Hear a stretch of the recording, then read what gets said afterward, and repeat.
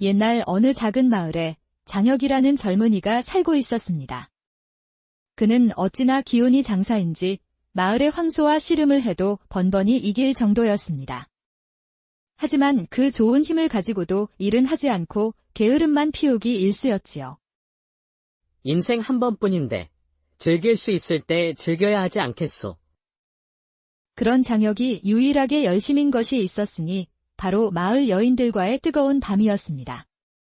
초저녁에 시작하면 밤을 새워도 끝이 나지 않으니 그야말로 조선 제1의 정령남이라 불릴 만했습니다. 그와 하룻밤을 보낸 여인들은 다음날 허리를 펴지 못할 정도였지요. 이놈 장혁아. 언제까지 이 꼴로 살 셈이냐? 그래도 장가는 가야 하지 않겠느냐? 아버지, 그런 소리 마십시오. 여인들이 저만 보면 가만두질 않는데 제가 어찌 장가를 가겠습니까? 에이구, 이놈아. 그러니 웬만큼만 했어야지. 날마다 밤이 무섭게 돌아다니니 동네방네 소문이 자자하지 않느냐? 아버지는 한심한 아들을 보며 혀를 찼습니다. 이러다 아들이 장가도 못 가고 늙어 죽겠다 싶어 속이 까맣게 타들어갔습니다. 이대로 두다간 내 아들이 노총각으로 늙어 죽겠구나. 장혁아, 이놈. 이참에 저기 큰 마을인 부산포로 한번 나가 보거라. 물이 다르면 내 짝도 있지 않겠느냐. 큰데 간들 제가 가진 게 뭐가 있다고 색시가 오겠습니까? 가진 게 이 두 쪽뿐인데요. 그러니 하는 말이다. 여기서는 내 소문이 다 퍼져서 누가 너를 상대하겠느냐. 큰 마을에서 한몫 잡고 색식감도 하나 구해오란 말이다. 아버지의 성화에 장혁은 어쩔 수 없이 자리를 털고 일어났습니다. 장혁아, 가다가 이거라도 챙겨 먹거라. 아버지는 부엌에 남은 쌀을 박박 긁어모아 주먹밥 2덩이를 만들어 아들에게 건네주었습니다. 장혁은 그것을 받아들고 아버지께 큰 절을 올렸습니다. 그럼 소자 다녀오겠습니다. 아버님, 부디 몸 조심하십시오. 장혁은 허리춤에 주먹밥을 차고 기세 좋게 집을 나섰습니다. 며칠을 걸어 그는 드디어 부산포에 다다랐지요. 이야, 여기가 그 부산포라더니 정말로 크고 넓구나. 장혁은 이리저리 구경하다가 날이 저문 줄도 몰랐습니다. 잠자리를 찾던 중 바닷가 끝에 있는 허름한 정자 하나를 발견했습니다. 에고, 오늘 밤은 여기서 자야 쓰겄다. 장혁은 정자 위로 올라가 보찜을 베고 들어 누웠습니다. 파도 소리를 자장가 삼아 막 잠이 들려던 참이었습니다. 그런데 그때 정자 아래에서 남녀의 다투는 소리가 들려왔습니다. 제발, 오늘만은 가지 마오. 이 밤이 사무치게 외롭습니다. 그만하시지요. 이젠 저도 버겁습니다. 내가 얼마나 애가 타고 몸이 허전한 줄 아시오? 나 참을 만큼 참았소. 아주 고운 비단옷을 입은 여인이 선장으로 보이는 사내에게 매달리고 있었습니다. 부인께서는 밤을 시작하면 끝이 나질 않소. 밤새도록 나를 쥐고 놓아주질 않으니 나도 이젠 못 베기겠소이다. 아니, 겨우 힘 몇 번 썼다고 벌써 우는 소리신가요? 그러고도 사내라 할 수 있습니까? 여러 소리 말고 더는 날 찾지 마시오. 나도 나름대로 최선을 다했소. 선장은 여인의 손을 뿌리치고는 배를 향해 달려가 도망치듯 바다로 나가버렸습니다. 어쩜 그러실 수가 있습니까? 제 몸에 불만 지르고 가실 거면 애초에 시작을 말았어야지요. 여인은 그 자리에 주저앉아 눈물을 떨구었습니다. 아름다운 여인이 우는 모습에 장혁의 마음이 움직였습니다. 그는 벌떡 일어나 정자 아래로 성큼 내려왔습니다. 부인, 그렇게까지 원하신다면 제가 도와드릴 수 있소이다. 뭐라고? 자네 지금 무슨 헛소리를 하는 게야? 우연히 듣게 되었소. 그 선장 양반은 약골이었나 본데 이 몸은 아니라오. 마님은 장혁을 머리부터 발끝까지 훑어보았습니다. 비록 차림새는 남루했지만 어깨는 떡 벌어지고 기골이 장대했습니다. 자네, 말이 참 당돌하구나. 시골뜨기 하나가 허풍을 떠는 게 아닌가? 입만 사른 사내는 아닙니다.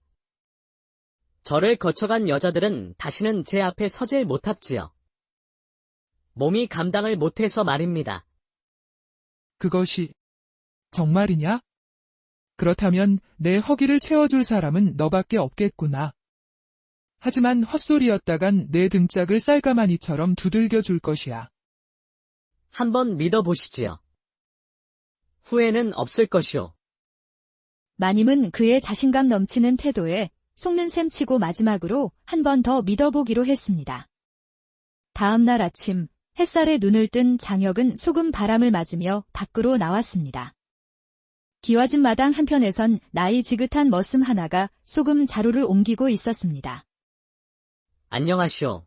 처음 뵙겠소이다. 어이쿠, 넌 또 누구야? 오늘부터 이 집에서 일하게 된 장혁이라 하오.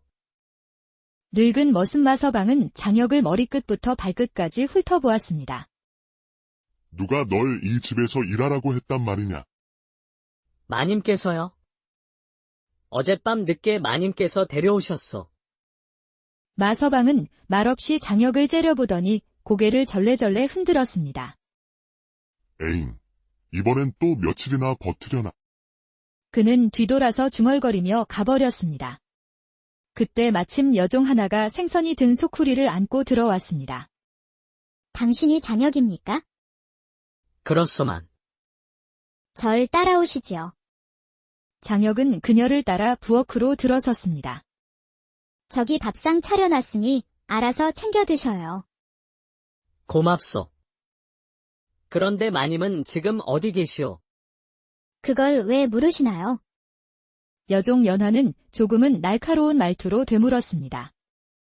오늘부터 일하게 됐으니 무슨 일을 하면 되는지 여쭤봐야 할 것 아니겠소? 밤일 하러 온 게 아니신가요? 그거 외엔 새 머슴을 들일 이유가 없지요. 연하의 말에 장혁은 이 집의 사정을 어렴풋이 짐작했습니다. 그럼 지금 마님은 집에 안 계시오. 저녁에나 돌아오시지요. 정말 아무것도 모르고 오셨군요. 마님은 이 부산포의 큰 선주십니다. 이 포구의 대절반이 마님 손을 거치지요. 그래서 낮에는 늘 포구에 계셔요. 연하의 말투는 퉁명스러웠지만 묻는 말에는 빠짐없이 대답해 주었습니다. 그렇구려. 일단 밥은 고맙게 잘 먹겠소이다. 장혁은 부엌에 쪼그리고 앉아 허겁지겁 밥을 먹었습니다. 그 사이 연하는 우물가에서 생선을 손질했습니다. 퉁명스러운 말투와 달리 그녀의 손놀림은 야무지고 흐트러짐이 없었습니다. 그런 그녀의 모습에 장혁은 묘한 끌림을 느꼈습니다. 밥을 다 먹은 장혁은 뒷마당으로 나가 마서방을 도우려 했습니다. 밥도 먹었으니 저도 몸 좀 써야겠습니다. 거슬리니까 저리 가게. 왜 그러시오? 제 얼굴에 뭐라도 묻었소? 자네에겐 자네 할 일이 따로 있잖나. 이건 내 일이니 신경 끄고 들어가 보게. 모두가 자신에게 쌀쌀맞게 구는 것이 이해가 되지 않았습니다. 다들 왜 이리도 쌀쌀맞소? 내가 뭐 잘못이라도 했소? 자네 같은 사람들 여태껏 여러 다녀갔네? 근데 열흘을 넘긴 사람이 없었지. 왜 열흘을 못 넘겼소? 마님을 감당 못해서지. 웬만한 사내로는 어림도 없다 하시더군. 그래서 다들 나를 곱게 안 본 거였구려. 곧 떠날 사람이라 여긴 것이지. 그렇지. 정들면 뭐 하겠나. 금세 갈 사람인데. 그제야 장혁은 모든 상황을 이해했습니다. 그런데 말이오. 저 여종 연하에 대해 좀 여쭤봐도 되겠소? 자네는 마님 손에 이끌려 들어온 사람이야. 연하에 대한 관심은 접는 게 좋을 걸세. 장혁이 거듭 묻자 마서방은 마지못해 입을 열었습니다. 연하는 이 근처 포구마을 출신이네? 아버지가 어부였는데 몇 해 전 풍랑을 만나 돌아가셨지. 그 충격에 어머니도 병을 얻어 돌아가시고 어린 동생 셋을 먹여 살리려고 저 어린 나이에 일을 시작했네. 장혁은 그 말을 듣고 연하의 굳은 얼굴과 퉁명스러운 말투를 이해하게 되었습니다. 저녁이 되자 연하가 그를 찾아왔습니다. 마님께서 찾으십니다. 어서 씻고 안방으로 가보시지요. 장혁은 우물가에서 몸을 깨끗이 씻고 마님의 안방으로 향했습니다. 찾으셨습니까? 그래, 들어오너라. 이리 가까이 앉거라.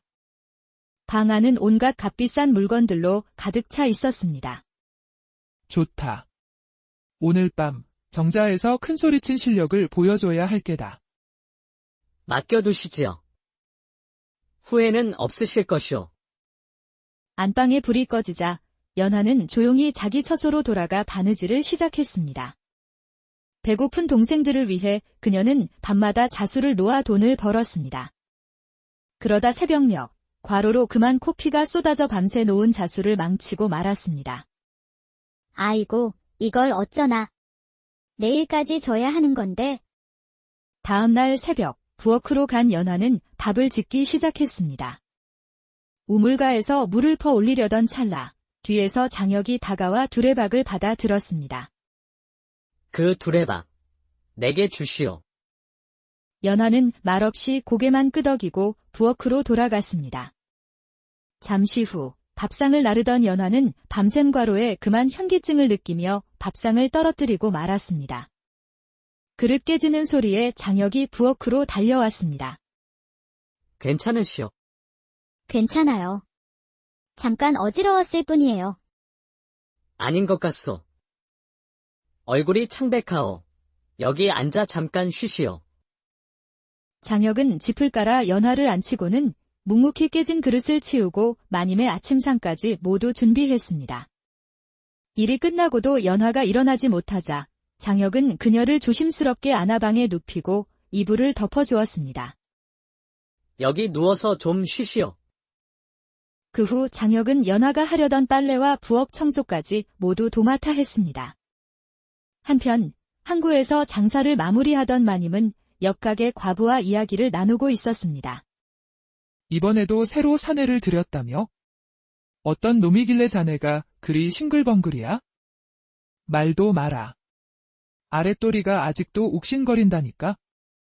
그런 놈은 처음 봤어. 오, 진짜 물건 하나 건졌구먼. 그럼 나도 한번. 안 돼. 이놈은 달라. 얘는 내가 꽉 붙잡고 있을 거야. 그날 밤도 마님은 장혁을 불러 뜨거운 밤을 보냈습니다. 부엌에서 그 소리를 듣던 연하는 두 손으로 귀를 막았습니다. 평소와 달리 그 소리가 너무도 괴롭게 들렸습니다. 그녀는 가슴이 답답해져 대문을 박차고 나가 어둠 속을 헤맸습니다. 그녀의 머릿속에는 자신을 도와주던 장혁의 다정한 모습만이 떠올랐습니다. 며칠이 지나면서 연하의 눈길은 자주 장혁에게 머물렀고 장혁 또한 그녀를 살뜰히 챙겼습니다. 어느 날 장사를 일찍 마치고 돌아온 마님은 장혁이 연하의 빨래를 개고 있는 모습을 보게 되었습니다. 또 며칠 뒤에는 그가 우물가에서 설거지를 하는 모습까지 보게 되었지요. 내 눈이 헛된 것이 아니었어. 틀림없이 저 둘 사이에 정분이 생긴 게다. 마님은 질투심에 휩싸여 두 사람을 떼어놓을 계략을 꾸미기 시작했습니다. 며칠 뒤 마님은 포졸들을 이끌고 집으로 들어섰습니다. 며칠 전 내 패물이 감쪽같이 사라졌소. 이는 집안을 잘 아는 자의 짓이 분명하오. 잠시 후 포졸들은 부엌 쌀독에서 금비녀와 놀이개를 찾아냈습니다. 찾았소이다. 맞소. 내 것이 틀림없소. 부엌은 여종 연하 외엔 드나드는 자가 없소. 아니옵니다. 저는 그런 짓을 하지 않았습니다. 증거가 나왔으니 더 말할 것 없다. 인연을 관하로 압송하라. 연하는 억울하게 포박되어 끌려갔습니다. 그 모습을 지켜보던 장혁은 마님의 얼굴에 스치는 만족스러운 미소를 보았습니다. 속마음, 연하는 그럴 사람이 아니야. 그런데 마님은 왜 웃고 있었을까? 장혁은 연하의 배고픈 동생들이 생각나 수소문 끝에 그녀의 집을 찾아갔습니다. 문을 열자 어린 동생 둘이 굶주린 채 방 한 구석에 웅크리고 있었습니다. 누나 언제 와요? 배고파요? 어제부터 아무것도 못 먹었어요. 그 광경에 장혁의 가슴은 미어졌습니다. 그는 당장 장에 나가 먹을거리를 사와 아이들에게 죽을 끓여 먹였습니다. 그날 밤, 장혁은 마님이 장터에 나간 틈을 타 몰래 안방에 들어가 값비싼 폐물들을 훔쳤습니다. 그리고는 그것들을 다시 부엌 쌀독 깊숙이 묻어두고 곧장 관하로 달려가 또 도둑이 들었다고 신고했습니다. 잠시 뒤 포졸들이 다시 마님의 집을 수색했고 쌀독에서 또다시 폐물이 나왔습니다. 이거 이상하군. 감옥에 갇힌 연하가 또 훔칠 수는 없는 노릇이지. 그러니 연하는 처음부터 죄가 없었던 게 아니겠소. 이건 누군가 일부러 뒤집어 씌운 짓이오. 여봐라. 당장 연하를 방면하라. 이 여인은 무죄다. 잠시 후 관아 문이 열리자 연하가 수척한 얼굴로 걸어 나왔습니다. 장혁은 한 걸음에 달려가 그녀를 끌어안았습니다. 얼마나 마음고생이 심했어. 대체 어찌 된 일입니까? 풀련하다니. 정말 꿈만 같아요. 길게 설명할 시간이 없소. 당분간 집으로 돌아가 계시오. 내가 곧 다시 찾아가겠소. 장혁은 연하를 집에 데려다주고는 곧바로 마님에게 돌아가 말했습니다. 마님, 이곳에 더는 머물 수 없을 듯 싶습니다. 무슨 소리냐? 누가 널 쫓기라도 한 것이냐? 사실 저는 고향에서 큰 빚을 졌습니다. 1000냥이 넘는 빚인데 갚지 않으면 식구들까지 해코지하겠다고 협박을 해왔습니다. 그래서 떠나려 합니다. 다음 주에 중국으로 가는 배에 몸을 싣고 돈을 벌려 합니다. 마님은 그 말을 듣고 상기된 얼굴로 말했습니다. 너는 나를 뭘로 보는 것이냐? 이 집의 배가 몇 척인 줄은 알지? 그중 하나 팔면 되는 일이다. 1000냥, 아니 2000냥이라도 내가 내줄 수 있다. 그럴 수는 없습니다. 마님께 더는 폐를 끼칠 수 없습니다. 패라니. 나는 너를 품었고 마음도 줬다. 그러니 이 일이 끝나면 꼭 돌아와라. 내가 기다릴 것이니. 장혁이 끝까지 거절하자 마님은 장롱에서 돈꾸러미 하나를 꺼내 건넸습니다. 받아라. 은전 200냥이니라. 만약 내가 돌아오지 못하면 내가 널 찾아갈 것이다. 장혁은 묵묵히 그 돈을 받아들고 마님께 큰 절을 올린 뒤 문밖을 나섰습니다. 그는 200냥이 담긴 돈꾸러미를 든 채 곧장 연하의 집으로 달려갔습니다. 이만하면 새로 시작하는데 충분할 것이오. 우리 같이 떠납시다. 제 동생들도 함께 가도 되겠습니까? 물론이지. 앞으로는 내가 그 아이들의 아비 노릇까지 하리다. 달구지 위에 어린 동생들과 짐을 싣고 장혁과 연하는 정든 부산포를 떠났습니다. 연화, 당신을 진심으로 사랑하오. 내 아내가 되어주시겠소. 하지만 마님은요. 다시 돌아가는 일은 없으시겠지요? 마님의 사내 노릇도 이제 사양이요. 내 두 손으로 새로운 삶을 일구고 싶소. 연하는 조용히 고개를 끄덕였고 장혁의 얼굴에는 커다란 미소가 번졌습니다. 고향집에 도착하자 아버지가 맨발로 달려 나왔습니다.